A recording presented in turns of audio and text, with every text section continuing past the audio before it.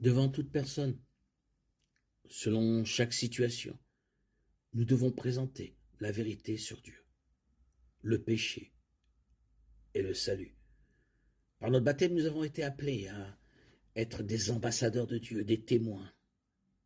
Et nous ne devons pas chercher à persuader les gens, mais à leur témoigner de ce qui nous est arrivé. Et ainsi apporter la bonne nouvelle du salut qui est offerte à tous et à toutes. Et le partager toujours avec douceur et respect.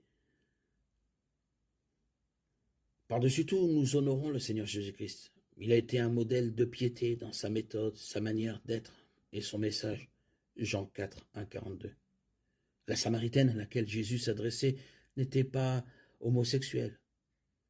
Elle était coupable d'un autre péché sexuel. Elle avait épousé 5 maris et vivait actuellement avec un homme avec qui elle n'était pas mariée. Jésus entra en dialogue avec elle, se connectant avec elle au niveau de leur humanité commune, lui demandant à boire. Il continua à discuter de sa situation, soulignant son besoin d'eau vive et d'une relation. À la suite de leur conversation, tout un village samaritain fut évangélisé et beaucoup vinrent à la foi en Christ. Dans le cas d'une personne qui prétend être chrétienne et qui sort du placard, le Nouveau Testament donne cette directive.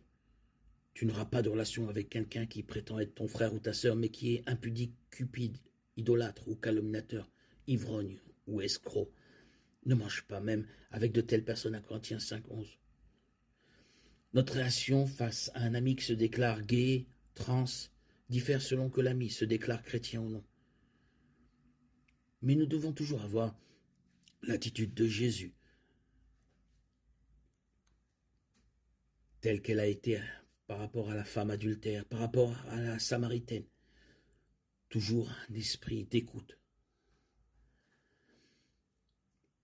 Et toujours suivre la même attitude, le même comportement d'amour qu'avait Jésus. L'amour n'est pas synonyme d'approbation des actions que fait votre ami avec qui vous parlez. Les amis qui font leur coming out doivent comprendre que nous partageons la position de la Bible, qui est claire en ce qui concerne l'homosexualité. Comme Jésus, nous devrions nous efforcer d'être pieux dans la méthode, la manière d'être et le message. Lorsqu'un ami non-croyant nous révèle son homosexualité, nous devrions utiliser notre relation avec cet ami comme base pour lui montrer que nous nous soucions vraiment de lui. Et nous devrions toujours nous rappeler qu'il s'agit d'une personne et non d'un projet. En préservant cette relation, nous pouvons instaurer la confiance. Et alors, au moment voulu, par le Saint-Esprit, la porte s'ouvrira à des conversations plus approfondies.